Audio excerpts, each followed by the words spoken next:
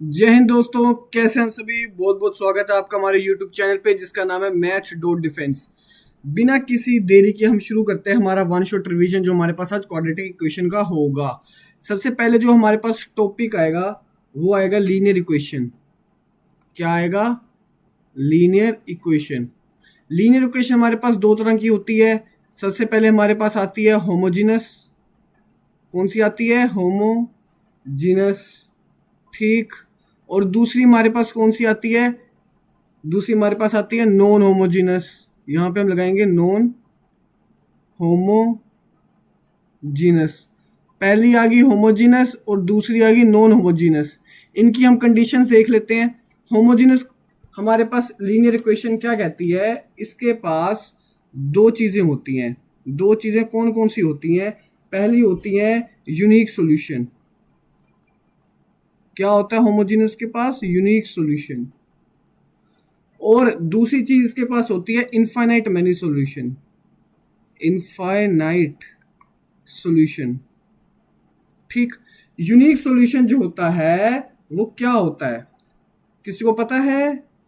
Unique solution हमारे पास होता है A1/A2 is not equals to B1/B2 is not equals to C1/C2। Infinite many solution हमारे पास होता है A1/A2 is equals to B1/B2 is equals to C1/C2। जो नॉन होमोजेनस इक्वेशन आती है उसमें हमारे पास कौन सा सॉल्यूशन होता है? No solution. कौन सा सॉल्यूशन होता है? No solution. और नो सॉल्यूशन की जो हमारे पास कंडीशन रहती है वो हमारे पास रहती है A1/A2 is equals to B1/B2 is not equals to C1/C2। ठीक। उसके बाद जो हमें याद रखना है, नो सॉल्यूशन हमारे पास किस तरह की लाइन देता है? नो सॉल्यूशन हमारे पास एक पैरेलल लाइंस देता है। पैरेलल लाइंस का सेट देता है। इनफाइनाइट सॉल्यूशन हमारे पास कोइंसिडेंट लाइंस देता है। कौन सी देता है? कोइंसिडेंट। कोइंसिडेंट लाइंस मतलब जो एक के ऊपर एक के ऊपर एक चढ़ी हुई है। और यूनिक सॉल्यूशन हमारे पास इंटरसेक्टिंग लाइंस देता है। इंटरसेक्टिंग। ठीक। पैरेलल लाइंस ऐसे होती हैं। कोइंसिडेंट लाइन कौन सी होती है? जो एक के ऊपर एक के ऊपर एक के ऊपर एक चढ़ी हुई हैं। और इंटरसेक्टिंग लाइंस कौन सी होती है? जो एक ही पॉइंट पर इंटरसेक्ट कर रही हैं। ये बात क्लियर होगी। उसके बाद हमारे पास आता है कि इसके पास हम दो सॉल्यूशन और बोलते हैं। तुमने दो वर्डिंग और सुनी होगी। वो दो वर्डिंग क्या है? ट्रिवियल। ट्रिवियल सॉल्यूशन बताओ और नॉन ट्रिवियल सॉल्यूशन बताओ। ठीक। सुना है? ट्रिवियल और नॉन ट्रिवियल सॉल्यूशन। अब सबसे पहले जो ट्रिवियल सॉल्यूशन होता है वो हमारे पास कौन कौन सा होता है? यूनिक सॉल्यूशन को हम ट्रिवियल कहते हैं। यूनिक। अगर तुम्हारे पास कहीं पे भी ट्रिवियल सॉल्यूशन बोलेगा तो उसको हम यूनिक सॉल्यूशन बोलते हैं। और जो इनफाइनाइट मैनी सॉल्यूशन होता है वो होता है नॉन ट्रिवियल। कौन सा वाला? इनफाइनाइट। इनफाइनाइट मैनी सॉल्यूशंस वाला जो होता है वो होता है नॉन ट्रिवियल। आगे बात समझ। लीनियर इक्वेशन दो तरह की होती है। उसके बाद जो हमारी रिलेटेड चीजें थी वो मैंने तुम्हें बता दी। नेक्स्ट चीज हमारे पास आती है एक थ्योरम। उस थ्योरम को हम कहते हैं, क्या कहते हैं? उस थ्योरम को कहते हैं integral root theorem. Integral root theorem. Integral root theorem हमारे पास क्या कहती है? ये कहती है if f of x is a polynomial. अगर हमारे पास एक पोलिनोमियल है f of x विद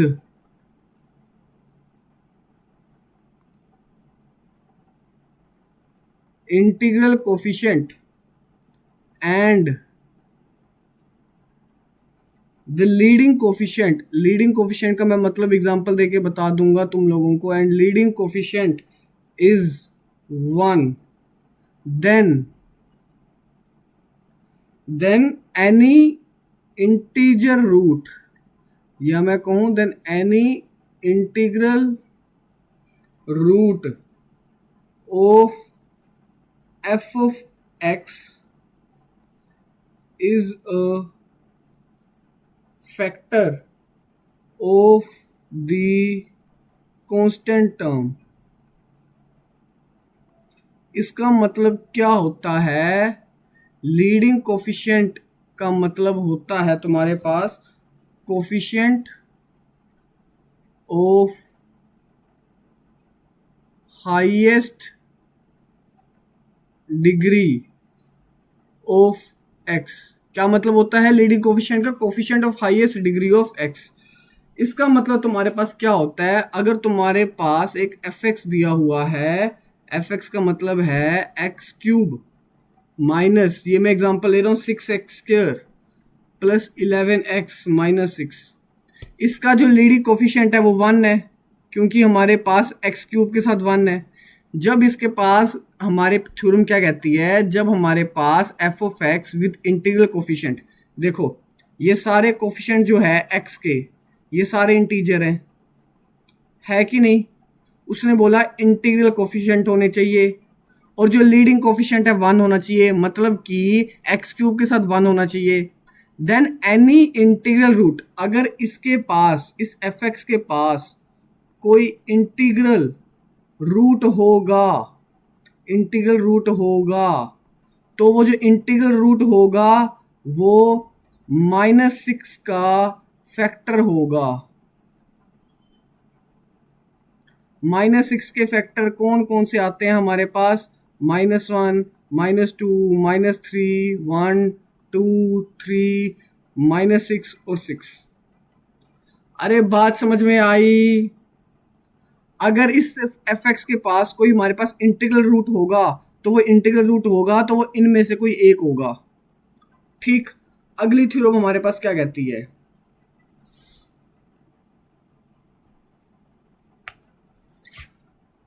अगली जो थ्योरम है वो हमारे पास है डिस्क्रीट रूट ऑफ साइन। क्या है? डिस्क्रीट, रुको, हाँ,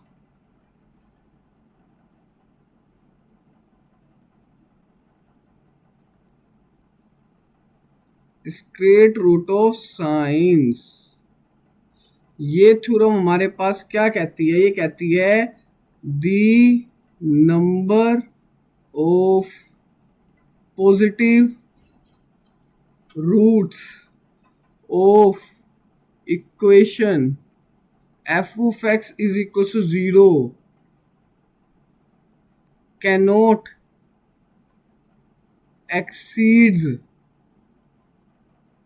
cannot, s हटा दो, cannot exceed the number of changes, number of changes from positive to negative or negative to positive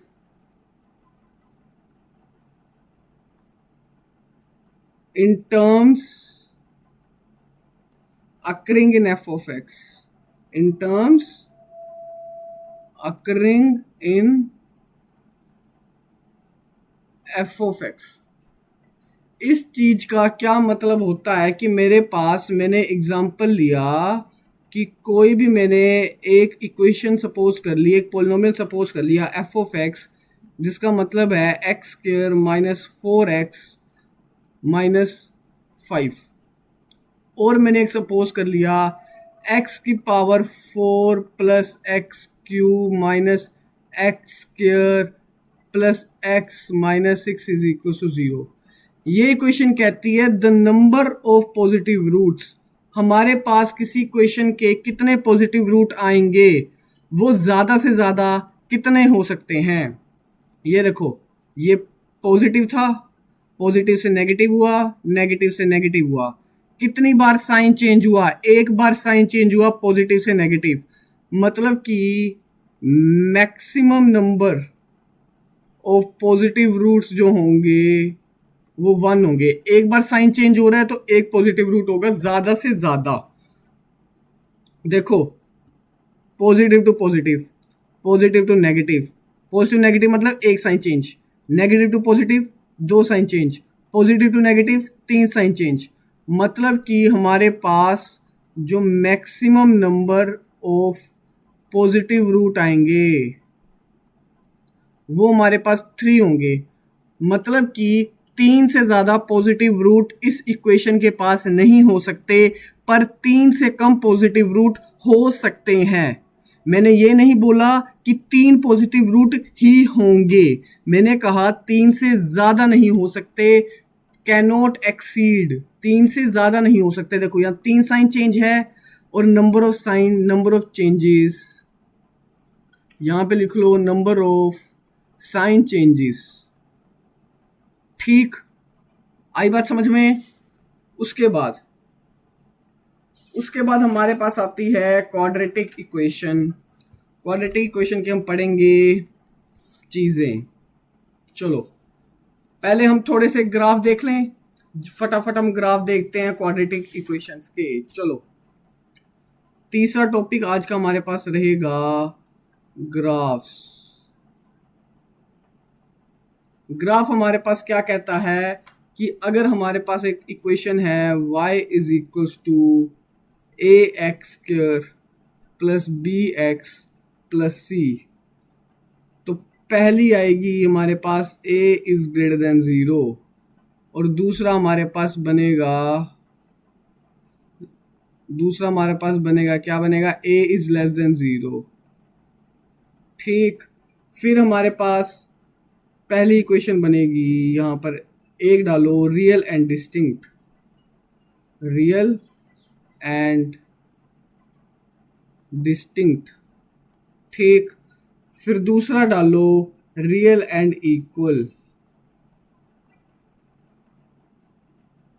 तीसरा डालो इमेजिनरी। ठीक, ये डाल दिया। इसके बाद ग्राफ बनाना शुरू हो जाओ। रियल एंड डिस्टिंक्ट का ग्राफ कैसे बनता है, ऐसे, ये अल्फा और ये बीटा, और कंडीशन क्या होती है, b square minus 4ac greater than 0। और जब हमारे पास a लेस देन 0 है तो ग्राफ बनता है ऐसे। मैं पहले बोल रहा हूँ ये एक रिवीजन वीडियो है, अगर तुमने ये चीज़ें पढ़ी हैं तो तुम रिवाइज कर लोगे। यहाँ पर रियल एंड इक्वल का जो ग्राफ बनता है वो बनता है ऐसे कि ये एक ही पॉइंट पर टच कर रहा है, एक ही पॉइंट पर टच कर रहा है, तो जो कंडीशन होती है रियल एंड इक्वल की वो होती है ये। और इस साइड पे जो ग्राफ बनेगा वो बनेगा नीचे को, एक साइड पे टच होगा। उसके बाद जो हमारे पास इमेजिनरी होता है, इमेजिनरी में हमारे पास एक्स एक्सिस को टच नहीं किया जाता, b square minus 4ac is less than 0। ठीक, और यहाँ पे नीचे को आएगा। आई बात समझ में, बताओ। चलो इसके बाद हमारे पास क्या आता है, हमारे पास थोड़े और ग्राफ आते हैं, उन ग्राफ्स को हम यहाँ डब्बे में देख लेंगे। अगर हमारे पास किसी चीज़ का ग्राफ इस तरह का है अल्फा बीटा, तो इसका मतलब होता है बोथ पॉजिटिव रूट्स। अगर हमारे पास जो ग्राफ है वो कुछ इस तरह का होगा, किस तरह का, इस तरह का, यहाँ पे अल्फा यहाँ पे बीटा, तो इसका मतलब होगा एक root positive and other negative. ठीक, अगर हमारे पास ग्राफ कुछ इस तरह का बनेगा कि दोनों ही इस साइड पे हो जाएं, अल्फा भी और बीटा भी, तो हमारे पास आएंगे बोथ रूट्स नेगेटिव। रूट्स का तुम्हें मतलब पता है, रूट्स का मतलब क्या होता है? रूट का मतलब होता है हमारा ग्राफ एक्स एक्सिस को कहाँ एंड कितनी बार कट कर रहा है। समझ आई? तुम्हारे पास ग्राफ हो गए कंडीशंस के साथ, तुम्हारे पास डिस्क्रीट रूट ऑफ साइन की थ्योरम होगी, तुम्हारे पास इंटीग्रल रूट थ्योरम होगी, तुम्हारे पास होमोजीनियस और नॉन होमोजीनियस हो गया। इसके बाद हम मेन टॉपिक पर आते हैं जो हमारे पास है क्वाड्रेटिक इक्वेशन का, जिसकी तुम वेट कर रहे हो। अगर हमारे पास एक क्वाड्रेटिक इक्वेशन है, ब्लैक से लिखता हूँ, वो क्वाड्रेटिक इक्वेशन क्या है हमारे पास, देखो ध्यान से, a x square plus b x plus c, ठीक। और इसके हमारे पास alpha and beta are the roots. अगर हमारे पास रूट्स हैं, इसको मैं ले लेता हूँ f x is equal to a x square plus b x plus c, और alpha beta are the roots. मतलब कि अगर मैं अल्फ़ा पुट करूँगा तो मेरे पास ये ज़ीरो आना चाहिए, और अगर मैं बीटा पुट करूँगा तो मेरे पास ज़ीरो आना चाहिए। अल्फ़ा बीटा रूट्स, इसका एक और मतलब होता है if alpha and beta are the roots then x minus alpha and x minus beta factor of quadratic equation या polynomial. If alpha and beta are the roots, then x minus alpha and x minus beta are the factors of quadratic equation या polynomial. ठीक। उसके बाद हमारे पास आता है discriminant, या हमारे पास हम देखें डी की वैल्यू तुम सबको पता है क्या, इसको क्या बोलते हैं, डिस्क्रिमिनेंट, जिसकी वैल्यू होती है बी स्क्वायर माइनस 4ac। ठीक। उसके बाद हमें क्वाड्रेटिक इक्वेशन को सोल्व करने का एक फॉर्मूला पता है। फॉर्मूला क्या होता है, minus b plus minus under the root b square minus 4ac upon 2a। यहाँ से हमारे पास तीन कंडीशन आती है, तीन कंडीशंस आती हैं, पहली, दूसरी और तीसरी। पहली कंडीशन हमारे पास क्या कहती है कि if d is greater than zero. d greater than zero का मतलब हुआ कि b square minus 4ac is greater than zero. इसका मतलब हमारे पास होता है जो रूट्स हैं वो रियल एंड डिस्टिंक्ट हैं। फिर हमारे पास आती है d is equal to zero, जिसका मतलब होता है b square minus 4ac is equal to zero. इसका मतलब है जो रूट्स हैं वो रियल है एंड रूट्स आर इक्वल। तीसरी कंडीशन आती है d is less than zero, या मैं बोलूँ b square minus 4ac is less than zero. तो हमारे पास रूट्स आते हैं, वो आते हैं इमेजिनरी, और इमेजिनरी रूट्स को हम आयोटा या कॉम्प्लेक्स नंबर में पढ़ते थे। ठीक। उसके बाद हमारे पास कंडीशन आती हैं, नोट डाल के लिखना, यहाँ पर क्या डाल के लिखना, नोट में पहला पॉइंट लिखो कि किसी भी क्वाड्रेटिक इक्वेशन का अगर एक root a plus iota b है, और तो दूसरा रूट, अगर एक root a plus iota b है तो दूसरा root a minus iota b होगा। अगर एक रूट किसी भी क्वाड्रेटिक इक्वेशन का a प्लस रूट b है तो दूसरा रूट जो होगा वो a माइनस रूट b होगा। आई बात समझ में? ऐसे लिख सकते हो, if one root of quadratic equation is a plus iota b or a plus root b, then other root will be a minus iota b और a माइनस रूट बी। मतलब कि जो हमारे पास रूट होगा वो कॉन्जुगेट होगा एक दूसरे का। अगर ये भी चीज़ समझ आ गई तो दूसरा नोट डाल के लिखो। नोट डाल के क्या लिखना है? अगर हमारे पास बोला है कि इक्वेशन हैज़ रैशनल रूट्स, कौन से रूट्स? रैशनल रूट्स व्हेन जो a comma b comma c belongs to, ये q को हम रैशनल नंबर कहते हैं। तो इसका मतलब होता है जो हमारे पास d होगा वो एक परफेक्ट स्क्वायर होगा। d का मतलब है डिस्क्रिमिनेंट, जो डिस्क्रिमिनेंट होगा वो परफेक्ट स्क्वायर होगा। ये a, इस सेकंड पॉइंट का ही सब पॉइंट डालो। सेकंड पॉइंट का सब पॉइंट 2 कहता है अगर हमारे पास equation has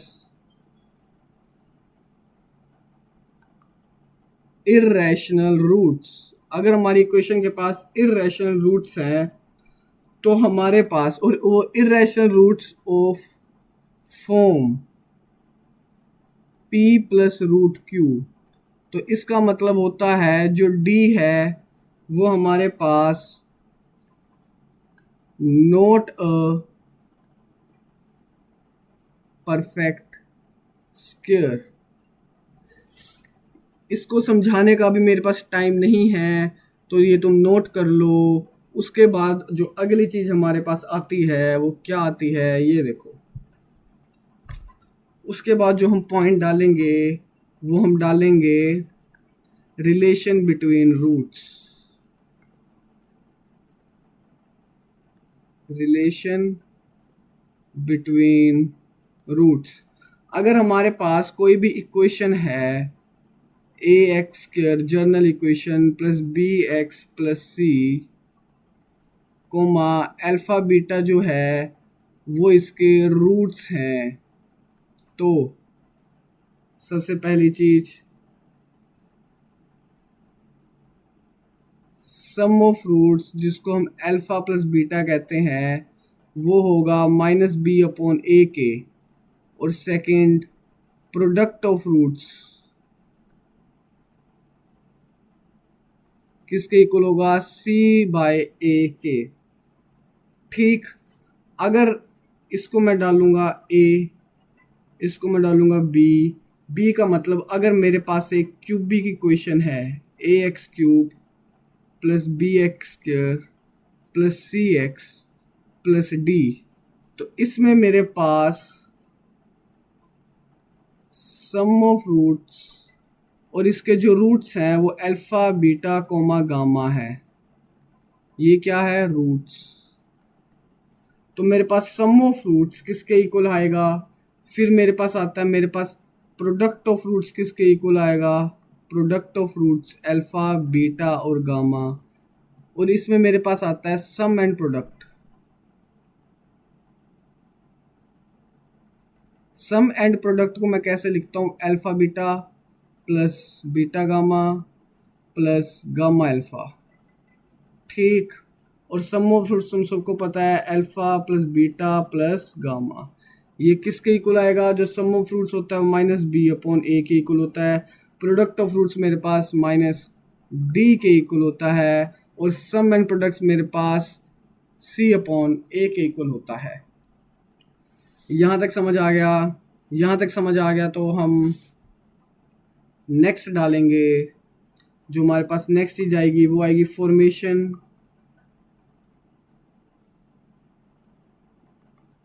of equation. Formation of equation from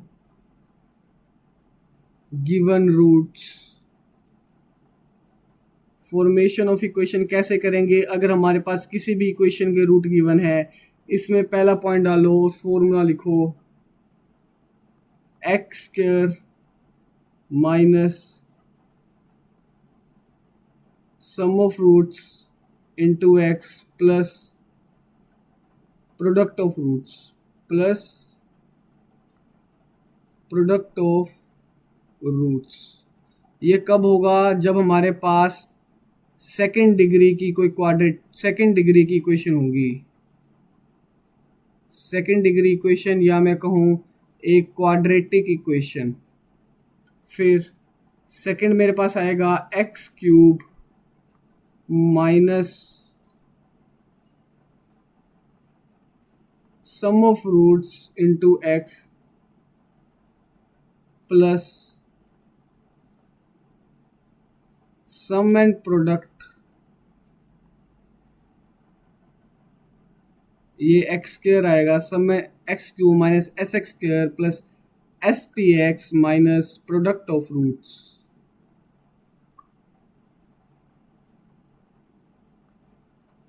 ठीक, ये मेरे पास आएगा जब मेरे पास एक क्यूबिक इक्वेशन होगी या थर्ड डिग्री की इक्वेशन होगी। ठीक, इसको मैं कैसे लर्न करता हूँ? X square minus s x plus P. इस चीज को मैं लर्न करता हूँ x cube minus s x square plus s p x minus P. ठीक, जब तुम्हारे पास ये चीज हो गई, उसके बाद हम लिखते हैं एक हेडिंग डाल के इम्पोर्टेंट पॉइंट्स। क्या डालेंगे हम? Heading important points. पहला पॉइंट लिखो, if both roots are positive. Second point लिखो, if roots has opposite sign, if roots has opposite sign। ठीक, ये सारी बातें जो हम कर रहे हैं वो एक क्वाड्रेटिक इक्वेशन के लिए कर रहे हैं। थर्ड पॉइंट लिखो, ये बहुत इंपॉर्टेंट पॉइंट है, if roots are equal in magnitude but opposite signs। आई बात समझ में? उसके बाद fourth, if roots are reciprocal to each other। ठीक, फिफ्थ पॉइंट ये लिखो, if sum of coefficient of quadratic equation कैसे की? ax square plus bx plus c is 0, that is a plus b plus c is equal to 0। फिर क्या होगा? चलो, if both roots are positive then sign of a and c are same but opposite to b। if roots has opposite sign then sign of a is opposite to sign of b। if roots are equal in magnitude but opposite sign, ये तीन जो है ये बहुत ज़्यादा important है, then b is equal to 0। if roots are reciprocal to each other then a is equal to c। तो one root is 1 and other root is C by A, ये कंडीशन होती है। ठीक है, उसके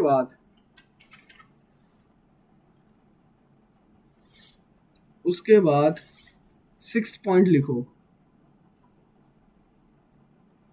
सिक्स पॉइंट क्या कहता है हमारे पास कि a x square plus b x plus c is equal to 0।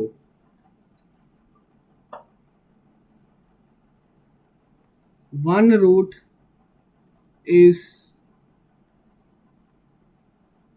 n times the other root। इसका मतलब क्या होता है, इसकी एक कंडीशन होती है, वो कहती है n b square is equal to n plus one का होल स्क्वेयर ए सी। आई बात समझ में? इसके बाद हमारे पास सेवेंथ पॉइंट क्या आता है, हमारे पास क्वेश्चन में कहता है to be identity in x. Question में एक टर्म यूज होती है to be identity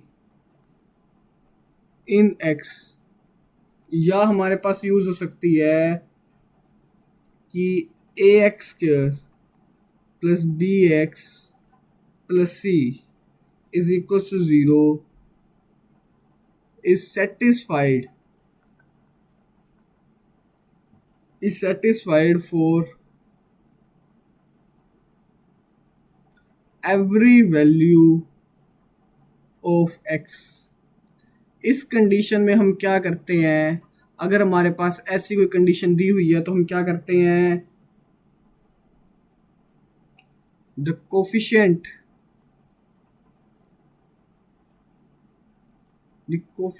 of x square comma x and constant term,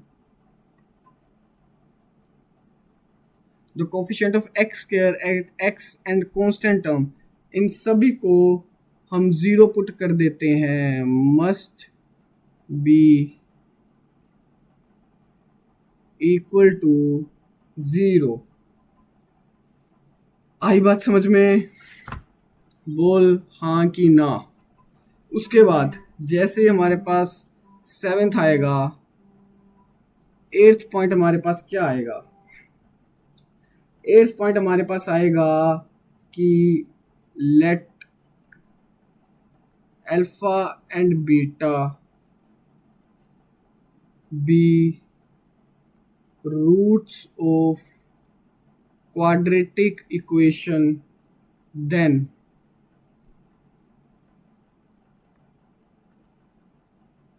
factors और रूट्स। अगर हमारे पास अल्फा एक रूट है और बीटा एक रूट है तो हमारे पास फैक्टर क्या होगा, x माइनस अल्फा और x माइनस बीटा। इस पे हमारे पास क्वेश्चन बनता है, वो पूछता है sum of factors. Sum of factors हम कैसे करेंगे,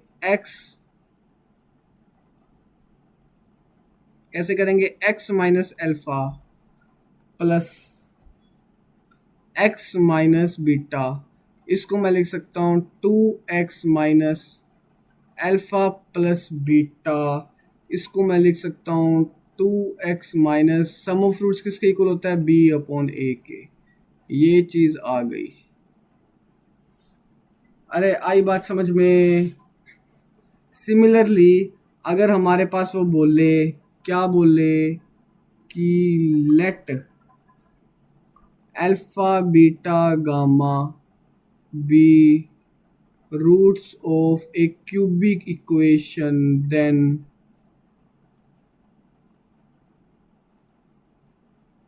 सम ऑफ फैक्टर्स, याद कर लो क्या आएगा, 3x plus b upon a। अरे बताओ हाँ कि ना, ये आएगा। उसके बाद हमारे पास आता है हमारा 9th पॉइंट। हम 9th पॉइंट को यहाँ पे लिखेंगे साइड पे। 9th पॉइंट हमारे पास क्या कहता है कि a x square plus b x plus c is equal to 0, और अल्फा कोमा बीटा जो है वो रूट्स हैं। देन पहली चीज और दूसरी चीज, ए अल्फा प्लस बी किसके इक्वल होगा, और ए बीटा प्लस बी। ठीक, इसका आंसर आएगा माइनस सी अपॉन अल्फा, इसका आंसर आएगा माइनस सी अपॉन बीटा। आगे बात समझ में। उसके बाद 10th पॉइंट आता है, अगर हमारे पास एक क्वाड्रेटिक इक्वेशन है a x square plus b x plus c is equal to 0, और फिर हमारे पास दो चीज़ें दोबारा आएंगी यहाँ पर। पहली a इज़ ग्रेटर देन 0 और दूसरी a इज़ लेस देन 0, तो इसकी मैक्सिमम वैल्यू क्या होगी, इन्फिनिटी, और जो मिनिमम वैल्यू होगी वो होगी 4ac minus b square upon 4a at x is equal to minus b upon 2a। इसमें मेरे पास जो मैक्सिमम वैल्यू होगी वो होगी 4ac minus b square upon 4a, और जो मिनिमम वैल्यू होगी वो होगी माइनस इन्फिनिटी, और ये मैक्सिमम वैल्यू कब आएगी, at x is equal to minus b upon 2a। अरे आगे बात समझ में। ठीक, इसके बाद जो मेरे पास 11th पॉइंट आता है, 11th पॉइंट मेरे पास बात करता है साइन ऑफ रूट्स की। साइन ऑफ रूट्स, पहला पॉइंट हमारे पास यहाँ पे आता है both roots are positive.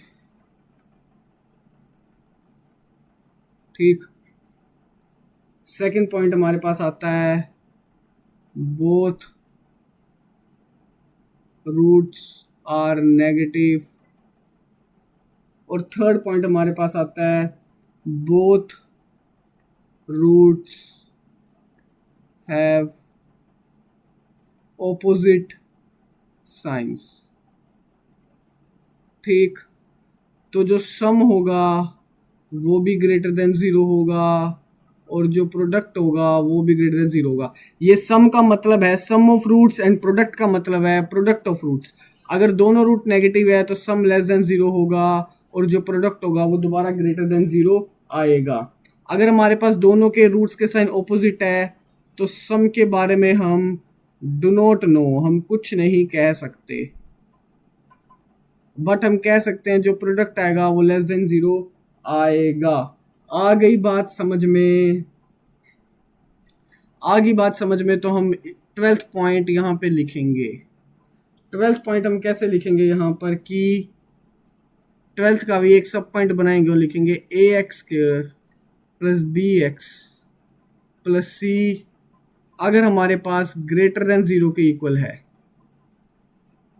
Such that a is greater than 0।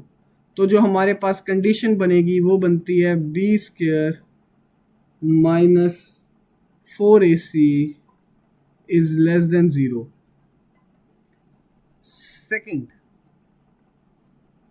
Second हमारे पास क्या कहता है, अगर हमारे पास a x square plus b x plus c is less than 0, तो हमारे पास क्या आता है a लेस देन 0, और हमारे पास दोबारा कंडीशन बनती है b square minus 4ac is less than 0।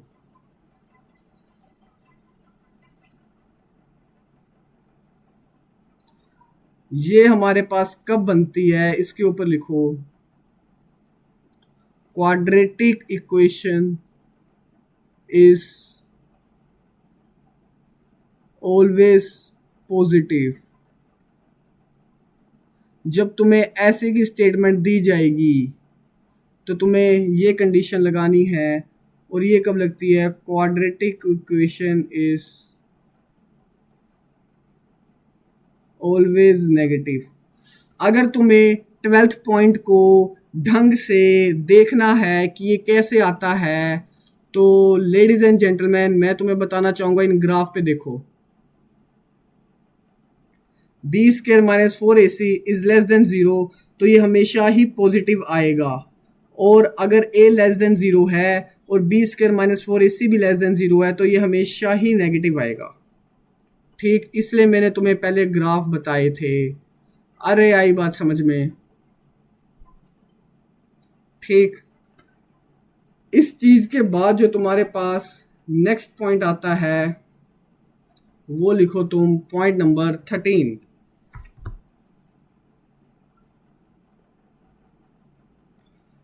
Point number 13 में तुम्हारे पास दो टाइप की चीजें आती हैं, दो टाइप की स्टेटमेंट आती हैं। पहली वो स्टेटमेंट कहता है two different equations have same root.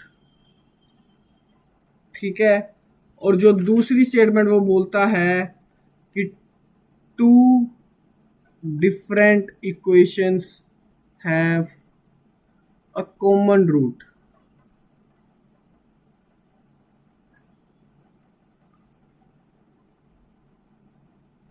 यहाँ पे लगाओ बोथ सेम रूट। दोनों रूट जब हमारे पास किसी भी दो इक्वेशन के सेम होंगे तो उस पर कंडीशन बनेगी a1 by a2 is equal to b1 by b2 is equal to c1 by c2। अरे बात समझ में आई? अगर दो इक्वेशन के, दो डिफरेंट इक्वेशन के दोनों रूट्स सेम होंगे तो हमारे पास ये कंडीशन बनती है। अगर दो इक्वेशन के कोई एक रूट सेम होगा तो हमें क्या करना पड़ेगा, इसमें मैं तुम्हें एक क्वेश्चन ही बोल देता हूँ। क्वेश्चन कह रहा है कि x square minus 11x plus k is equal to 0 और x square minus 14x plus 2k is equal to 0, इन दोनों के पास एक कॉमन रूट है। देन k की वैल्यू क्या होगी? सबसे पहला स्टेप जो तुम करोगे वो तुम ये करोगे कि फाइंड x। कैसे x को कैसे फाइंड करोगे? हम एक्स स्क्वायर को इक्वेट कर देंगे।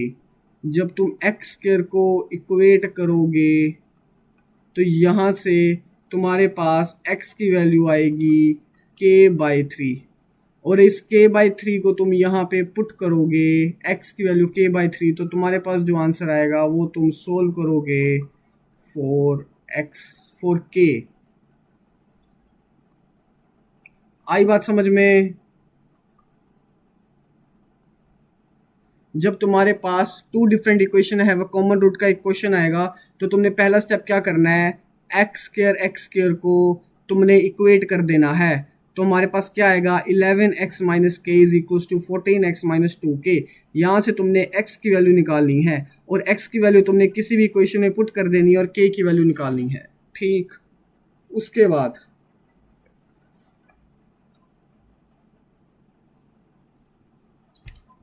बाद यहाँ पे 14 पॉइंट लिखो और इसका एक सब पॉइंट बना के लिखो, alpha beta are roots of, तो minus alpha comma minus beta किस इक्वेशन के रूट्स होंगे, वो होंगे ax square minus bx plus c के। ठीक, सेकंड पॉइंट बना के लिखो कि alpha beta are roots of ax square plus bx plus c। तो 1 अपॉन अल्फा और 1 अपॉन बीटा किस इक्वेशन के रूट्स होंगे, cx square plus bx plus a is equal to 0। आई बात समझ में? ठीक, उसके बाद हमारे पास थर्ड पॉइंट बना के लिखो, अगर alpha and beta are the roots of, ठीक है, alpha and beta are the roots of a x square plus b x plus c, then alpha की पावर एन एंड बीटा की पावर एन कौन सी इक्वेशन के roots होंगे? इसका जो हमारे पास इक्वेशन बनेगी वो बनेगी a x 1/n² plus b x 1/n plus c is equal to 0। फिर डी पॉइंट लिखो कि x की पावर 1, अल्फा की पावर 1/n और बीटा की पावर 1/n कौन सी इक्वेशन के रूट्स होंगे? तो इसका आंसर आएगा a x to the power n का whole square plus b x to the power n plus c is equal to 0। जैसे ही ये खत्म हुआ उसके बाद हमारे पास ई पॉइंट आएगा। ई पॉइंट क्या आएगा? इफ अल्फा एंड बीटा, यहाँ पे मैं एक पॉइंट लिख देता हूँ, if alpha comma beta are roots of a x square plus b x plus c, एक सब पॉइंट डालो कि तुम्हें क्वेश्चन में बोलेगा if roots are getting inverse तो इक्वेशन फाइंड करो। सेकंड पॉइंट तुम्हें बोलेगा, इक्वेशन में बताता हूं कि फाइंड इक्वेशन वेयर या equation whose roots are alpha plus h comma beta plus h। Third point तुम्हें बोलेगा find equation whose roots are alpha minus, यार गलती पता नहीं क्यों हो रही है, alpha minus H comma beta minus H.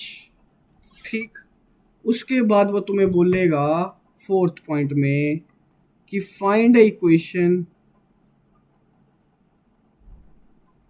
में मैं ऊपर एन डाल देता हूँ ताकि तुम्हें इक्वेशन हुज रूट्स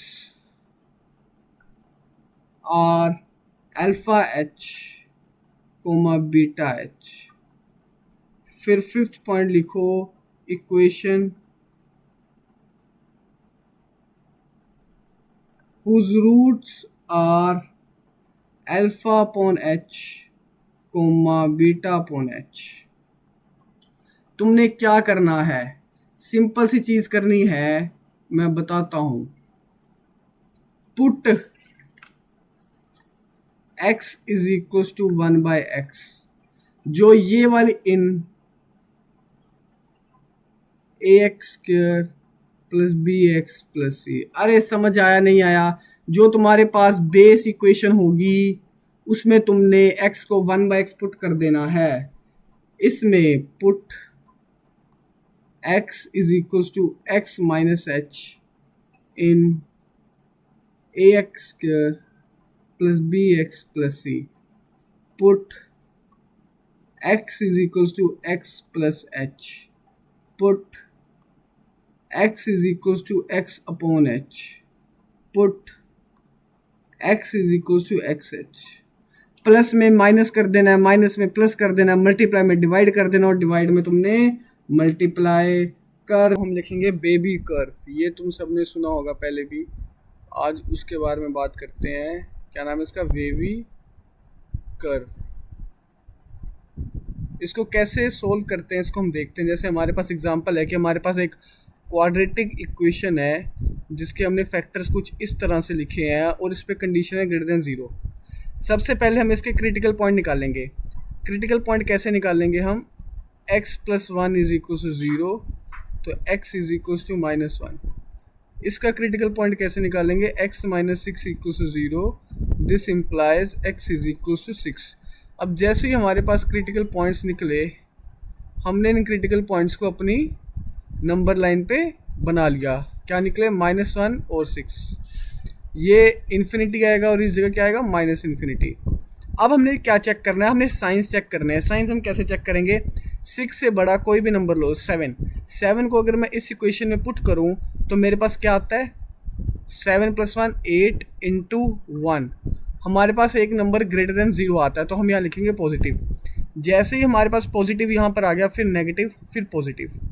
हमारी इक्वेशन में कौन सा साइन है, ग्रेटर का। जब ग्रेटर का साइन होगा हम पॉजिटिव वैल्यूज़ को कंसीडर करेंगे, मतलब कि जो हमारा x होगा वो -इन्फिनिटी -1 से लेकर यूनियन 6 इन्फिनिटी तक जाएगा। अगला एग्जांपल अगर इसमें हम ये ले लें, x - 1 और x + 4 इज़ लेस देन 0। इसको हम कैसे करेंगे, सबसे पहले हमने एक नंबर लाइन बनाई, नंबर लाइन पे हमने इन्फिनिटी प्लॉट किया, -इन्फिनिटी किया, क्रिटिकल पॉइंट्स हमारे पास -4 कितना आया 1। अब 1 से बड़ा हम अगर 2 पुट करेंगे, जैसे ही हमने 2 पुट किया तो हमारे पास क्या आएगा, 2 पुट करने पर 2 1 ज़ा 2 × -1 और हमारे पास आया 2 + 4, तो कितना बना हमारे पास 1 × 6। ये हमारे पास एक पॉजिटिव नंबर देता है, तो यहाँ पे आएगा पॉजिटिव, यहाँ पे नेगेटिव और यहाँ पे क्या आएगा फिर पॉजिटिव। जैसे ये चीज़ें आई फिर हमने साइन चेक किया, ये लेस देन का साइन है, मतलब जो हमारा ब्रैकेट होगा वो नेगेटिव वाला कंसीडर होगा, मतलब जो हमारा x है वो कहाँ से कहाँ तक बिलोंग करेगा, -4 से 1 तक। इतनी बात समझ आ गई। जब तुम्हें वेवी कर्व समझ आ गया तो यहाँ पे तुम 2 इम्पोर्टेंट नोट लिखो, यहाँ पे लिखो तुम नोट, और नोट में तुम पहली चीज़ क्या नोट डाउन करोगे, तुम जो पहली चीज़ वो नोट डाउन करोगे वो ये है कि अगर कोई भी नंबर है,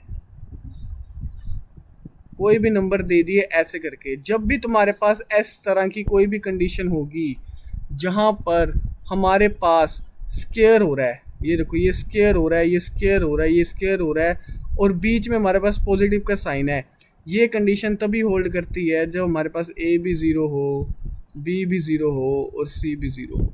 ठीक। सेकंड पॉइंट, अगर हमारे पास क्वेश्चन में क्वाड्रेटिक इक्वेशन गिवन नहीं है, हमें आर्बिट्रेरी क्वाड्रेटिक इक्वेशन की बात कर रहा है, तो हम we can suppose any quadratic equation whose roots are known to me। ठीक। अगर मेरे क्वेश्चन में वो क्वाड्रेटिक इक्वेशन की बात कर रहा है पर उसने क्वाड्रेटिक इक्वेशन मेरे को गिवन नहीं किया क्वेश्चन में, तो मैं क्वाड्रेटिक इक्वेशन को खुद के सहूलियत के हिसाब से सपोज कर सकता हूँ, और मेरे को कोई ऐसी क्वाड्रेटिक इक्वेशन सपोज करनी है जिसके रूट्स मेरे को पता है। यहाँ पर हो गया तुम्हारा वेवी कर्व भी हो गया, 2 नोट भी बना लिए। अच्छा एक चीज़ ना तुम यहाँ पे देखना, मैंने यहाँ पे ना एक चीज़ गलत कर दी, ये देखो यहाँ पर ना, यहाँ पर जब तुम इस जगह पे ऐसे फैक्टर्स लिखोगे और यहाँ पे रूट्स लिखोगे, तो मैं फैक्टर क्या लिखूँगा, alpha beta gamma, x minus alpha, x minus beta और x माइनस गामा। तो जो हमारे पास सम ऑफ फैक्टर्स आएगा वो क्या आएगा, x minus alpha plus x minus beta plus x minus gamma, जो मेरे पास आएगा 3x minus alpha plus beta plus gamma, मतलब कि 3x माइनस b/a। यहाँ पे मैंने गलती से, तुमने भी पता नहीं गौर किया नहीं किया, यहाँ पे प्लस का साइन डाल दिया था जबकि यहाँ पर आएगा माइनस। इसके अलावा कुछ भी तुम्हारे क्वाड्रेटिक इक्वेशन वाले चैप्टर में ऐसा नहीं है जो मैंने कवर नहीं किया। वेवी कर्व जबकि मेरे को लगा कि कवर करना चाहिए, बल्कि हो सकता है तुमने सोचा हो मैं ये नहीं करवाऊँगा, पर मैंने करवाया फिर भी, क्योंकि ये चीज़ इम्पोर्टेंट है। ठीक। उसके बाद अच्छा यहाँ पे ये चीज़ लिख लेना सबसे ऊपर कि जो मेरे पास लीनियर इक्वेशंस है वो मैंने ये सपोज की हैं, a1x plus b1y plus C1 is equal to 0 और A2x plus B2y plus C2 is equal to 0। ये दोनों सपोज किए लीनियर इक्वेशंस, और फिर हमारे पास होमोजीनस आता है और एक हमारे पास नॉन होमोजीनस आती है। ये कंडीशंस आ गई। और जो क्वाड्रेटिक इक्वेशन होती है वो किस फॉर्म की होती है? ax² plus bx plus c is equal to 0। इसके अलावा तुम्हारे क्वाड्रेटिक इक्वेशन चैप्टर में कोई भी ऐसी चीज़ नहीं है जो मैंने छोड़ी हो, जो तुम्हारे रिवीजन में मैंने छोड़ी। जो भी जहाँ से भी तुमने पढ़ा होगा क्वाड्रेटिक इक्वेशन, वहाँ पे जितना भी तुम्हें करवाया होगा शायद मैंने उसे एक्स्ट्रा ही कवर किया है इसमें। ठीक, तो चलिए आज की क्लास यहाँ पे ख़त्म होगी। जो अगला तुम्हारा बनेगा, अगली तुम्हारी वन शॉट बनेगी वो सीक्वेंस एंड सीरीज़ की होगी। इसको अपने दोस्तों के साथ शेयर करो, बहुत ज़्यादा प्यार करो, ताकि हम साथ साथ ग्रो करें। थैंक यू, धन्यवाद। हंसते रहिए, मुस्कुराते रहिए। जय हिंद।